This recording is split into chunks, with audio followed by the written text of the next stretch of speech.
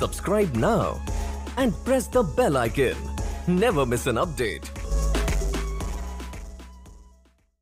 Hello friends, good evening. स्वागत है आप सभी का एक बार फिर से Mishra ji technical YouTube channel में। फ्रेंड्स, आज है वेडनेसडे और आज हम सॉल्व करेंगे ज्योग्राफी के क्वेश्चंस। तो फटाफट आप लोग वीडियो को अपने दोस्तों के पास शेयर कर लीजिए और उन्हें भी हमारे साथ जोड़ लीजिए ताकि वो भी हमारे साथ जुड़कर इस क्विज को सॉल्व कर सकें। तो फ्रेंड्स, वीडियो स्टार्ट करने से पहले अगर आप हमारे चैनल पर नए हैं तो चैनल को सब्सक्राइब कर लें, पास ही बन रहे बेल आइकन को भी प्रेस कर लें जिससे अपलोड होने वाली वीडियोस की नोटिफिकेशन आपको तुरंत मिल जाए। और इसके साथ ही आप हमारे टेलीग्राम ग्रुप को भी ज्वाइन कर लें जिससे आपको PDF फाइल डाउनलोड करने में आसानी हो। तो चलिए फ्रेंड्स, स्टार्ट करते हैं वीडियो। देखते हैं पहला क्वेश्चन। पहला क्वेश्चन है, निम्न में से सूर्य का सबसे नज़दीकी ग्रह कौन सा है? तो आप लोग कमेंट करके बताइए कि इसमें से कौन सा ग्रह है जो सूर्य के सबसे नज़दीक है। तो क्या हो जाएगा इसमें राइट आंसर? इसमें आपका राइट आंसर हो जाएगा ऑप्शन ए, मरकरी जो है वो सूर्य का सबसे नज़दीकी ग्रह है। इसके साथ ही फ्रेंड्स, मरकरी से एक जो और इम्पॉर्टेंट क्वेश्चन आपको एग्जाम में मिल सकता है वो ये है कि वो कौन सा ग्रह है जिसका कोई भी उपग्रह नहीं होता है। तो मरकरी ही है जिसका कोई भी उपग्रह नहीं होता है और ये सौरमंडल का सबसे छोटा ग्रह है। चलिए देखते हैं अगला क्वेश्चन। नेक्स्ट है, निम्नलिखित में से किस महाद्वीप में एक भी ज्वालामुखी नहीं है? निम्नलिखित में से किस महाद्वीप में एक भी ज्वालामुखी नहीं है? तो जल्दी जल्दी आप लोग कमेंट करिए। इसमें आपका राइट आंसर हो जाएगा ऑप्शन बी, ऑस्ट्रेलिया महाद्वीप में एक भी ज्वालामुखी नहीं पाई जाती है। चलिए देखते हैं नेक्स्ट क्वेश्चन। एशिया में सर्वाधिक जल विद्युत का विकास कहाँ हुआ है? तो आप लोग जल्दी जल्दी कमेंट करिए और बताइए कि एशिया में सबसे ज़्यादा जल विद्युत का विकास किस देश में हुआ है। इसमें आपका राइट आंसर हो जाएगा ऑप्शन ए, जापान। ठीक है, एशिया में जो जापान है वहाँ पर सर्वाधिक जल विद्युत का विकास हुआ है। एशिया जो है ये सबसे बड़ा महाद्वीप है, ये तो आपको पता ही होगा। अब जापान आया है तो जापान के बारे में भी कुछ जान लीजिए आप लोग। तो जापान की राजधानी होती है टोक्यो और इसकी मुद्रा है येन। चलिए देखते हैं नेक्स्ट क्वेश्चन। निम्नलिखित में से चीनी का कटोरा किसे कहा जाता है? तो आप लोग अपने अपने आंसर कमेंट करिए। चीनी का कटोरा किसे कहा जाता है? इसमें राइट आंसर हो जाएगा आपका ऑप्शन डी, क्यूबा द्वीप को चीनी का कटोरा कहा जाता है। क्योंकि ये गन्ने का प्रमुख उत्पादक है इसीलिए यहाँ पर चीनी ज़्यादा मात्रा में बनती है, तो इसे कहा जाता है चीनी का कटोरा। अगला है, मिंडनाओ गर्त की गहराई कितनी होती है? तो आपको बताना है कि मिंडनाओ गर्त जो है उसकी गहराई कितनी है। तो इसमें राइट आंसर हो जाएगा आपका ऑप्शन सी, जो मिंडनाओ गर्त है उसकी गहराई है 10,500 मीटर और ये किस महासागर में स्थित है? तो ये प्रशांत महासागर में स्थित है। अगला है, निम्नलिखित में से किस मंडल को संवहन मंडल कहते हैं? आपको पता है कि वायुमंडल में 5 लेयर होती हैं, तो आपको ये बताना है कि किस मंडल को, किस लेयर को संवहन मंडल कहा जाता है। तो क्या होगा राइट आंसर इसमें? इसमें राइट आंसर हो जाएगा ऑप्शन डी, क्षोभ मंडल यानी कि ट्रोपोस्फेयर। ये जो है ये वायुमंडल का सबसे नीचे वाला लेयर होता है जिसे हम कहते हैं क्षोभ मंडल। इसमें संवहन धाराएं बहती हैं इसीलिए इस मंडल को हम संवहन मंडल भी कहते हैं।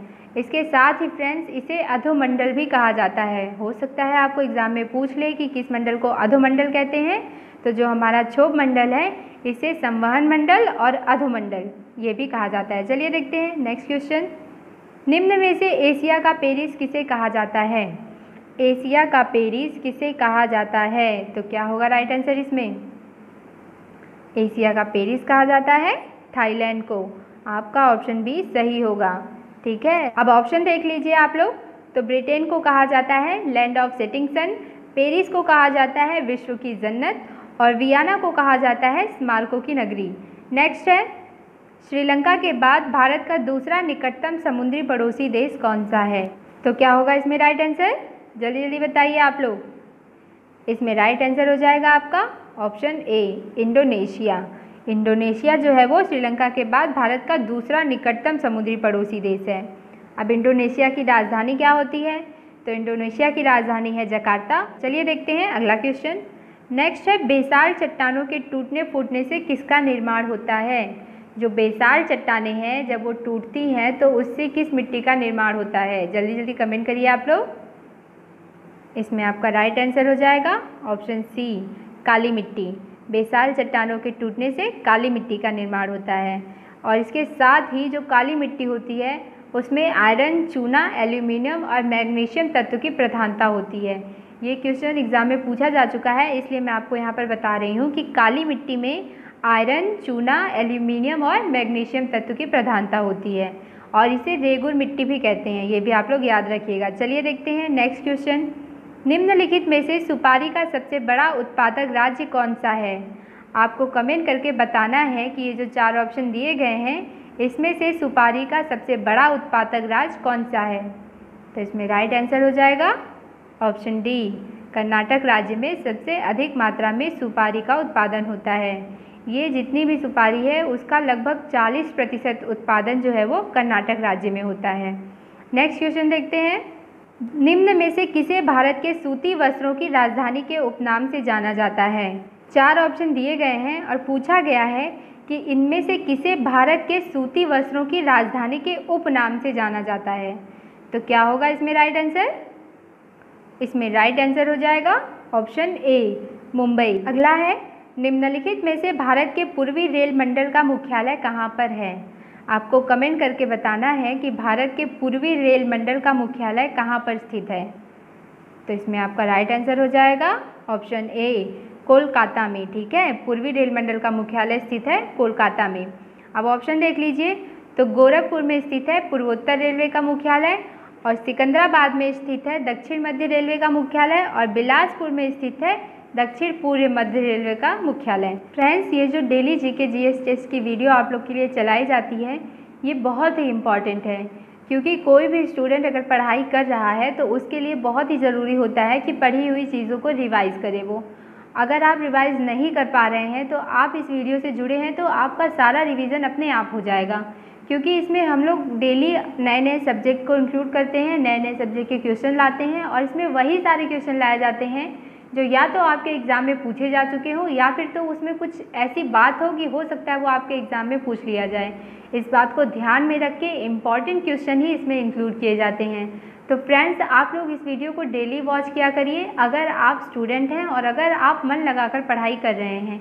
अगर आप चाहते हैं कि आपकी पढ़ी हुई जो चीज़ें हैं वो आपके दिमाग में ज़्यादा समय तक रहें तो आप लोग ज़रूर अपना थोड़ा टाइम निकाला करिए। ये वीडियो ज़्यादा लंबी भी नहीं होती है, मुश्किल से ये आपका 12 से 15 मिनट लेती है, लेकिन इसमें जो भी क्वेश्चन आपको रिवाइज़ कराए जा रहे हैं, जो भी क्वेश्चन आपसे पुटअप हो रहे हैं इसमें, वो बहुत ही इम्पॉर्टेंट है। तो फ्रेंड्स, पढ़ना तो ज़रूरी है लेकिन पढ़ने के साथ साथ रिवीजन करना भी बहुत ज़रूरी है। चलिए देखते हैं अगला क्वेश्चन। नेक्स्ट है, न्यूनतम महिला साक्षरता वाला राज्य कौन सा है? जो 2011 की जनगणना हुई थी उसके अकॉर्डिंग ये क्वेश्चन पूछा गया है, न्यूनतम महिला साक्षरता वाला राज्य कौन सा है? तो क्या होगा इसमें राइट आंसर? इसमें आपका राइट आंसर हो जाएगा ऑप्शन डी, बिहार जो है वहाँ पर न्यूनतम महिला साक्षरता है। और अधिकतम महिला साक्षरता किस राज्य में है? तो केरल में है अधिकतम महिला साक्षरता। चलिए देखते हैं नेक्स्ट क्वेश्चन। निम्नलिखित में से जबलपुर किस नदी के किनारे बसा हुआ है? जबलपुर जो है वो किस नदी के किनारे बसा हुआ है? तो क्या होगा राइट आंसर इसमें? इसमें राइट आंसर हो जाएगा ऑप्शन बी, नर्मदा नदी के किनारे बसा हुआ है जबलपुर। अब नर्मदा नदी आया है तो नर्मदा नदी का उद्गम स्थल कहाँ है ये भी आपको पता होना चाहिए। अभी जल्दी ही आपको बताया गया था। तो अमरकंटक की गुफा से ये नदी निकलती है और खंभात की घाटी में जाकर के ये गिर जाती है। नेक्स्ट है, निम्न में से काजीरंगा राष्ट्रीय उद्यान कहाँ स्थित है? तो आप लोग कमेंट करिए और बताइए कि काजीरंगा राष्ट्रीय उद्यान कहाँ पर स्थित है। क्या होगा राइट आंसर इसमें? इसमें राइट आंसर हो जाएगा ऑप्शन सी, असम राज्य में स्थित है काजीरंगा राष्ट्रीय उद्यान। काजीरंगा राष्ट्रीय उद्यान जो है ये एक सींग वाले गैंडे के लिए प्रसिद्ध है, इसको भी आप लोग याद रखिएगा। नेक्स्ट देखते हैं, निम्नलिखित में से नेतरहाट को अन्य किस नाम से जाना जाता है? 4 ऑप्शन दिए गए हैं, आपको कमेंट करके बताना है कि नेतरहाट को अन्य किस नाम से जाना जाता है। क्या होगा राइट आंसर इसमें? इसमें राइट आंसर हो जाएगा ऑप्शन ए, पहाड़ों की मल्लिका। जो नेतरहाट है उसको पहाड़ों की मल्लिका के नाम से जाना जाता है। अब इस ऑप्शन से एक जो इम्पॉर्टेंट क्वेश्चन है वो ये है कि सुरमा नगरी से किसको जाना जाता है? सुरमा नगरी के नाम से किसको जाना जाता है? तो बरेली को जाना जाता है सुरमा नगरी के नाम से। याद रखिएगा आप लोग, हो सकता है आपको पूछ ले। नेक्स्ट क्वेश्चन है, निम्न में से जनसंख्या की दृष्टि से सबसे अधिक जनजातीय जनसंख्या वाला राज्य कौन सा है। यहाँ पर ध्यान दीजिएगा आप लोग, ये पूछा है कि जनसंख्या की दृष्टि से सबसे अधिक जनजातीय जनसंख्या वाला राज्य, तो क्या होगा राइट आंसर इसमें। इसमें राइट आंसर हो जाएगा आपका ऑप्शन सी, मध्य प्रदेश। मध्य प्रदेश जो है वो सबसे अधिक जनजातीय जनसंख्या वाला राज्य है। मध्य प्रदेश की राजधानी होती है भोपाल और इसके चीफ मिनिस्टर हैं कमलनाथ। नेक्स्ट क्वेश्चन देखते हैं, निम्नलिखित में से वेलिंगटन किसकी राजधानी है। तो फ्रेंड्स इसका राइट आंसर क्या होगा, वेलिंगटन है न्यूजीलैंड की राजधानी। न्यूजीलैंड की राजधानी है वेलिंगटन। चलिए देखते हैं नेक्स्ट क्वेश्चन, निम्न में से सर्वाधिक जनसंख्या वाला केंद्र शासित प्रदेश कौन सा है। आपको कमेंट करके बताना है कि इसमें से सर्वाधिक जनसंख्या वाला केंद्र शासित प्रदेश कौन सा है। तो क्या होगा राइट आंसर इसमें। इसमें राइट आंसर हो जाएगा आपका ऑप्शन बी, दिल्ली जो है वहाँ पर सर्वाधिक जनसंख्या पाई गई है और यहाँ पर केंद्र शासित प्रदेश की बात की गई है, इस बात को आप लोग ध्यान में रखिएगा। अब यहाँ पर आपको पता चल गया कि सर्वाधिक जनसंख्या वाला केंद्र शासित प्रदेश है दिल्ली, तो न्यूनतम जनसंख्या वाला केंद्र शासित प्रदेश कौन सा है, ऑप्शन ए में दिख रहा होगा आपको, लक्षद्वीप। चलिए देखते हैं अगला क्वेश्चन। नेक्स्ट है, निम्न में से महानदी डेल्टा परियोजना किस राज्य में है। परियोजनाएं बहुत इंपॉर्टेंट होती हैं, तो महानदी डेल्टा परियोजना जो है वो किस राज्य में स्थित है, जल्दी जल्दी कमेंट करिए आप लोग। इसमें राइट आंसर हो जाएगा आपका ऑप्शन डी, ओडिशा राज्य में। जो महानदी डेल्टा परियोजना है वो ओडिशा राज्य में स्थित है। ओडिशा आया है तो ओडिशा की राजधानी होती है भुवनेश्वर और इसके सीएम है नवीन पटनायक। तो फ्रेंड्स ये थी आज के क्विज के क्वेश्चंस। वीडियो कैसी लगी आपको हमें कमेंट करके ज़रूर बताइएगा और अगर आपको वीडियो अच्छी लगी है तो इसे लाइक भी कर लीजिए। तो फ्रेंड्स आज के लिए बस इतना ही। कल है थर्सडे और कल टर्न होता है फिज़िक्स का, तो आप लोग फिज़िक्स ज़रूर पढ़िएगा, उसके बाद आप मेरे साथ क्विज सॉल्व करिएगा। तो अगर आप चैनल पर नए हैं तो चैनल को सब्सक्राइब कर लीजिए, पास ही बंद है बेल आइकन को भी प्रेस कर लीजिए जिससे अपलोड होने वाली वीडियो की नोटिफिकेशन आपको मिल जाए और टेलीग्राम ग्रुप को ज्वाइन कर लीजिए PDF फाइल डाउनलोड करने के लिए। तो आज के लिए बस इतना ही, कल फिर मिलेंगे सेम टाइम पर, तब तक के लिए bye bye. Subscribe now and press the bell icon. Never miss an update.